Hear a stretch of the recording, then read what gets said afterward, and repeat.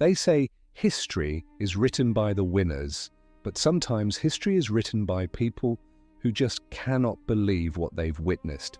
This is one of those stories, because in the year 40 AD, the most powerful man on earth marched his army to the edge of the world and declared war on the sea, not on a fleet, not on an enemy nation, not on pirates, on the god of the ocean himself, Neptune. And the strangest part? Nobody stopped him. Caligula had been emperor for 3 years, and Rome still didn't know what to make of him. He arrived on the throne, loved by the people, adored by the army, and compared to a young Augustus. But behind the praise, behind the cheers, there was something else, something darker, unpredictable, theatrical, a side of Caligula that even his closest advisors couldn't control.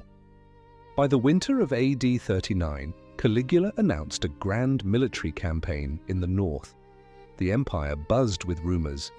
Was he going to finish Caesar's dream and invade Britain? Was he marching to crush the rebellious Germanic tribes? Nobody knew. The plan was wrapped in secrecy, and Caligula loved it that way. Mystery made him powerful. So the legions marched. Thousands of hardened soldiers moved north through Gaul, dragging siege engines, supply wagons, armor, and imperial standards, all toward the cold, windy shore of the English Channel. They camped on the beach, staring into the grey waves, waiting for ships that never came. Then Caligula appeared, not with orders for battle, not with a strategy for invasion, but with a command that has baffled historians for almost 2,000 years. He ordered his men to line up in formation, facing the ocean. At first, they thought this was a drill. Then Caligula told them to charge. Imagine the scene: disciplined Roman legionaries, men who had conquered Gaul, Spain, Numidia, and the Balkans, now running full speed into crashing waves, stabbing the sea with swords and javelins as the tide rolled over their legs. Some tried to keep their footing. Some looked to their officers for answers. Most simply obeyed, because when an emperor gives a command, you follow it. Caligula watched, satisfied, as if witnessing a real battle. Then he gave his second order: collect seashells. The soldiers, exhausted and dripping wet, now knelt in the sand holding small shells in their hands like children on a beach holiday. Caligula walked among them, inspecting their spoils of war. He announced that they had defeated Neptune, they had conquered the ocean, and the shells, it were the trophies of victory. Then came the triumph.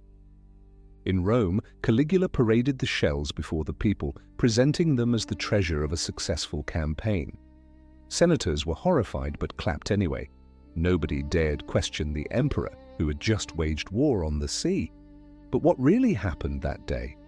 Was Caligula mad? Was this all real? Or is the truth buried under layers of propaganda? Here's where the story becomes even stranger.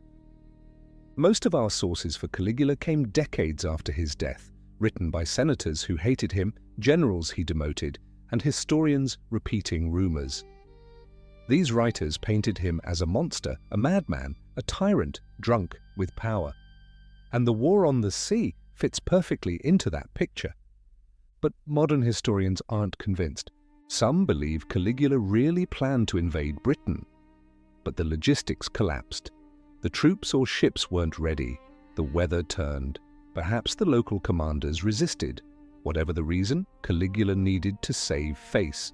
He couldn't look weak, not in front of the legions and definitely not in front of Rome. So he staged a symbolic victory instead of admitting failure. Others think it wasn't madness, but theater. Caligula loved spectacle. He loved turning politics into performance. Declaring victory over Neptune, the god who ruled the seas, might have been a ritual, a symbolic act claiming divine favor. In Rome, symbolism mattered almost as much as military success. And then there's the darker theory. Maybe Caligula wasn't insane at all. Maybe he was terrifyingly rational. He knew his army would obey anything he said. He knew the Senate couldn't oppose him. And he knew stories like this, whether true or exaggerated, would make the empire fear him more than any enemy ever could. Because what's more intimidating than a man who can command an army to fight the ocean? In the end, we don't know the full truth. Maybe Caligula was unwell. Maybe he was theatrical.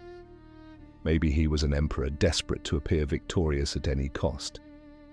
But one thing is certain, Rome never forgot the day the legions stood on the edge of the world and charged against the waves, and maybe that's the real lesson of Caligula's war on Neptune.